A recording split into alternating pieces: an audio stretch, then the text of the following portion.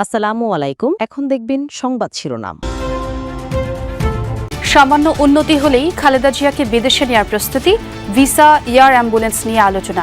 হাসপাতালে বিভিন্ন রাজনৈতিক নেতাদের ভিড়। দেশে ফেরার একক নিয়ন্ত্রণ হাতে নেই, আক্ষেপ তারেক রহমানের। সরকারের তরফে কোনো বাধা নেই জানালেন প্রেস সচিব। নিরাপত্তা হুমকি জড়িত ধারণা বিশ্লেষক। মকে অংশ নেয়াদের বেশিরভাগই পড়েননি গণভোটের প্রশ্ন। সময়, কেন্দ্র, জনবল বাড়ানোর সিদ্ধান্ত নিতে কাজে লাগবে প্রতীকী নির্বাচন বলে জেইসি। লুটপাটকারীদের বিচার এবং ব্যবসায়ীদের দেশপ্রেমিক মনোভাবের তাগিদ রাজনীতিকদের। অর্থনৈতিক সম্মেলনে বিএনপি, জামাত, এনসিপি নেতাদের পরামর্শ। আধিপত্য বিস্তারকে কেন্দ্র করে ফরিদপুরের সালথায় বিএনপির 2 গ্রুপের সংঘর্ষ, দোকানপাট ও বসতবাড়িতে ভাঙচুর, আহত অর্ধশতাধিক। এতক্ষণ শুনছিলেন সংবাদ শিরোনাম, এখন দেখবেন বিস্তারিত। দর্শক, খালেদা জিয়ার শারীরিক অবস্থা এখনো অপরিবর্তিতই রয়েছে। সিসিইউতে নিবিড় পর্যবেক্ষণে চলছে তার চিকিৎসা। আমরা সারাদিনই সেই খবরাখবর আপনাদের জানিয়েছি। আমরা আবারও যুক্ত হতে চাই। খালেদা জিয়ার ব্যক্তিগত চিকিৎসক এজেডএম জাহিদ হোসেন এবং তিনি স্থায়ী কমিটির সদস্য বিএনপির কিছুক্ষণ আগে তিনি ব্রিফিং করেছেন এবং ব্রিফিংয়ে তিনি যেটি জানিয়েছেন যে খালেদা জিয়ার শারীরিক অবস্থা বিগত কয়েকদিনের মতোই আছে, অর্থাৎ অপরিবর্তিত রয়েছে এবং তিনি দাবি করেছেন যে এখানে সারা পৃথিবীর সব থেকে ভালো চিকিৎসার ব্যবস্থা তারা এখানে করছেন এবং যখন তার মেডিকেল বোর্ড এবং যে মেডিকেল বোর্ডটি দেশি এবং বিদেশি চিকিৎসকদের সমন্বয়ে গঠিত হয়েছে, সেই মেডিকেল বোর্ড যখন তাদেরকে ক্লিয়ারেন্স দেবেন তখনই তারা আসলে দেশের বাইরে নিয়ে যাওয়ার ব্যাপারে ভাববেন এবং সেই বিষয়ে পরবর্তীতে জানাবেন বলে আমাদেরকে জানিয়েছেন। এবং তিনি কিন্তু এটিও বলেছেন যে বর্তমান আমাদের দেশের সরকার এবং একই সাথে পৃথিবীর বিভিন্ন দেশের সরকার কিন্তু এই মুহূর্তে খালেদা জিয়ার শারীরিক অবস্থা নিয়ে তারা উৎকণ্ঠা প্রকাশ করেছে, সেটিও তিনি বলেছেন। একই সাথে আপনি যে প্রশ্নটি করছিলেন যে বিএনপি যারা নেতাকর্মীরা রয়েছে তাদেরকে কিন্তু বিএনপির পক্ষ থেকে বারবারই অনুরোধ করা হয়েছে যাতে তারা এই জায়গায় এসে অবস্থান না করেন, কিন্তু আপনি দেখতেই পাচ্ছেন যে বিএনপির যারা নেতাকর্মীরা রয়েছে, বিভিন্ন অঙ্গ সংগঠনের নেতাকর্মীরা রয়েছে, একই সাথে অন্যান্য দলের যারা নেতারা রয়েছে তারাও কিন্তু হাসপাতালের সামনে ভিড় করছেন। আপনি প্ল্যাকার্ডের কথা বলছিলেন যে যাতে তারা এখানে অবস্থান না করে, সেই প্ল্যাকার্ড নিয়েও আসলে একটা বড় ভিড়ের এখানে তৈরি হয়েছে। মা খালেদা জিয়া গুরুতর অসুস্থ, তারপরও কেন দেশে ফিরছেন না বিএনপির ভারপ্রাপ্ত চেয়ারম্যান তারেক রহমান? সামাজিক মাধ্যমে এমন আলোচনার মধ্যে ফেসবুক পোস্টে তারেক রহমান নিজেই জানালেন দেশে ফেরার তীব্র আকাঙ্ক্ষা থাকলেও তা বাস্তবায়নে একক সিদ্ধান্ত গ্রহণের সুযোগ অবারিত ও একক নিয়ন্ত্রণাধীন নয়। এমন বিবৃতিতে নানা প্রশ্ন জন্মালেও কোনো ব্যাখ্যা দিতে রাজি হননি বিএনপি মহাসচিব। বাংলাদেশ থেকে লন্ডনের দূরত্ব প্রায় ৮,০০০ কিলোমিটার। এই যাত্রাপথ কয়েক ঘন্টার হলেও ভার্চুয়ালি মা খালেদা জিয়ার শয্যা পাশেই সন্তান তারেক রহমান। প্রত্যেক মুহূর্তে মেডিকেল বোর্ড থেকে চিকিৎসার যাবতীয় আয়োজনে নিবিড় যোগাযোগ বিএনপির ভারপ্রাপ্ত চেয়ারম্যানের। স্ত্রী ডাক্তার জুবাইদা রহমানও মেডিকেল বোর্ডের সদস্য। তবুও দেশে ফিরে মায়ের পাশে সশরীরে না থাকায় সামাজিক মাধ্যমে সমালোচনায় বিদ্ধ তারেক রহমান। সেই মতামতকে সম্মান জানিয়ে ফেসবুক পোস্টে মায়ের জন্য দোয়া চেয়ে নিজের অবস্থান ব্যাখ্যা করেছেন তিনি। সেখানে তিনি বলেন, এমন সংকটকালে মায়ের স্নেহ স্পর্শ পাবার তীব্র আকাঙ্ক্ষা যে কোনো সন্তানের মতো আমারও রয়েছে, কিন্তু অন্য আর সকলের মতো এটা বাস্তবায়নের ক্ষেত্রে আমার একক সিদ্ধান্ত গ্রহণের সুযোগ অবারিত ও একক নিয়ন্ত্রণাধীন নয়। স্পর্শকাতর এই বিষয়টি বিস্তারিত বর্ণনার অবকাশও সীমিত। রাজনৈতিক বাস্তবতার এই পরিস্থিতি প্রত্যাশিত পর্যায়ে উপনীত হওয়া মাত্রই স্বদেশ প্রত্যাবর্তনে আমার সুদীর্ঘ উদ্বিগ্ন প্রতীক্ষার অবসান ঘটবে বলেই আমাদের পরিবার আশাবাদী। আধিপত্য বিস্তারকে কেন্দ্র করে ফরিদপুরের সালথায় বিএনপির 2 গ্রুপের সংঘর্ষ হয়েছে, আহত অর্ধশতাধিক। শনিবার ভোর 6টা থেকে বেলা 11টা পর্যন্ত বালিয়াগুট্টি বাজার এলাকায় সংঘর্ষ হয়। স্থানীয়রা জানান আধিপত্য বিস্তার নিয়ে দীর্ঘদিনের বিরোধ ছিল উপজেলা বিএনপির সাবেক সিনিয়র যুগ্ম সাধারণ সম্পাদক খন্দকার খায়রুল বাশার আজাদ ও স্থানীয় বিএনপি নেতা নুরু মাতাব্বুরের।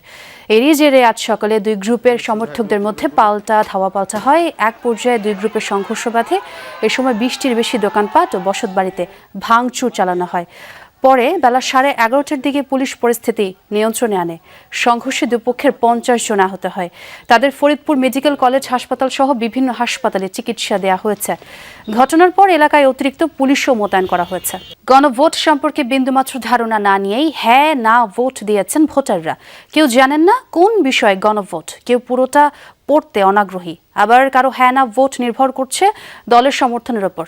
ইসি আয়োজিত মক ভোটের চিত্র এটি। সিইসি জানান, মক ভোটের ফলাফলের ওপর ভিত্তি করে সময়, ভোট কেন্দ্র, জনবল সহ যাবতীয় লজিস্টিক্স সমন্বয় করা হবে। গণভোটের প্রচারণা বাড়াতে সরকার ও ইসি একসাথে কাজ করবে এবং নির্বাচনের সুষ্ঠু পরিবেশ নিশ্চিত করবে ইসি। জাতীয় সংসদ নির্বাচন এবং গণভোট একদিনে আয়োজনের কারণে আগেই চ্যালেঞ্জগুলো শনাক্ত করতে চাইছে নির্বাচন কমিশন। মক ভোটের ফলাফল বিশ্লেষণ করে কোথায় এবং কিভাবে সমন্বয় করতে হবে তা নির্ধারণ করবে ইসি। মক ভোটিং হলেও উৎসবমুখর ছিল পরিবেশ। নির্বাচনী পরিবেশ সুষ্ঠু রাখতে আইন শৃঙ্খলা রক্ষাকারী বাহিনীর উপস্থিতি ছিল চোখে পড়ার মতো। সকাল 8টা থেকে শুরু হয় ভোট গ্রহণ। ভোটার স্লিপ সংগ্রহের জন্য ভোট কেন্দ্র শেরেবাংলা সরকারি বালিকা উচ্চ বিদ্যালয়ের বাইরে 6টি বুথ স্থাপন করা হয়। নারী ও পুরুষদের জন্য পৃথক 4টি ভোট কক্ষ রাখা হয়েছিল। শুরুতে কম থাকলেও 10টার পর বাড়ে ভোটার। ত্রয়োদশ জাতীয় সংসদ নির্বাচনের প্রস্তুতি উপলক্ষে এই মক ভোটের আয়োজন করে কমিশন। ভোটার সংখ্যা 500 বিবেচনায় নিয়েই ছিল প্রস্তুতি। শুরুতে কিছুটা বিশৃঙ্খলা দেখা দেয়, কারণ কেন্দ্রের ভেতরের আইনকানুন সম্পর্কে জানতেন না আইন শৃঙ্খলা বাহিনীর সদস্যরা। দীর্ঘ সময় দাঁড়িয়ে থাকতে হয় ভোটারদের। নিয়ম অনুযায়ী হয়েছে, স্বচ্ছ ভোট হয়েছে। এর চেয়ে আরো একটু ভালো হবে, কারণ প্রশাসন থাকবে আর নিরাপত্তা থাকবে। একজন মানে আমার ভোটটা আমি যদি স্বাধীনতাভাবে না দিতে পারি তা তো হলো না। সময় তো মনে বেশি লাগবে, আমরা অনেকক্ষণ দাঁড়িয়ে আছি, লাইন আগাচ্ছে না। গণভোট সম্পর্কে জানেনই না বেশিরভাগ ভোটার। কারো পড়তে অনীহা, আবার কারো নেই সময়। হাতে গোনা কজন পড়লেও বুঝতে পারেননি তারা। যেমন আমি ভালোবাসি বিএনপি, না মানে হলো বিএনপি, আর হ্যাঁ মানে হলো জামাত। আমি হাত দলে নাই। সময় তো মনে বেশি লাগবে, আমরা অনেকক্ষণ দাঁড়িয়ে আছি, লাইন আগাচ্ছে না। গণভোট সম্পর্কে জানেনই না বেশিরভাগ ভোটার। কারো পড়তে অনীহা, আবার কারো নেই সময়। হাতে গোনা কজন পড়লেও বুঝতে পারেননি তারা। যেমন আমি ভালোবাসি বিএনপি, না মানে হলো বিএনপি, আর হ্যাঁ মানে হলো জামাত। আমি হাত দলে নাই। আমাদের প্ল্যানিংয়ে যে গ্যাপসগুলো আছে, যে ঘাটতিগুলো আছে, এগুলো আমরা আজকে প্র্যাকটিক্যাল অভিজ্ঞতার ভিত্তিতে আমরা এগুলো মিট আপ করে ফেলবো। সরকার এবং ইলেকশন কমিশন মিলে ব্যাপক প্রচারণা চালাবে এই গণভোট নিয়ে। গণভোটের যে বিষয়গুলো, এটা আমাদের একটা প্রচারণার বিশাল অংশ জুড়ে থাকবে। লুটপাটকারীদের শাস্তি দিতে হবে, কিন্তু তাদের প্রতিষ্ঠান বন্ধ করলে বেকারত্ব বাড়বে। তাই যে কোনো সিদ্ধান্ত নেওয়ার আগে বিষয়টি খেয়াল রাখার পরামর্শ বিএনপি মহাসচিব মির্জা ফখরুল ইসলাম আলমগীরের।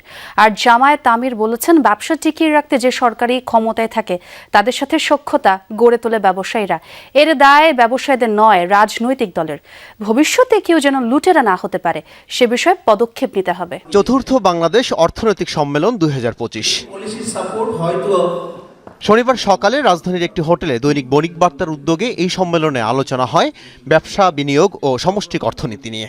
সম্মেলনের দ্বিতীয় ও শেষ অংশে অতিথিরা কথা বলেন অভ্যুত্থানের অর্থনৈতিক আকাঙ্ক্ষা ও অর্থনীতির গণতান্ত্রিকরণ বিষয়ে। কিন্তু তারপরেও বলবো, আমাদের সমস্যা তো অনেক বড়।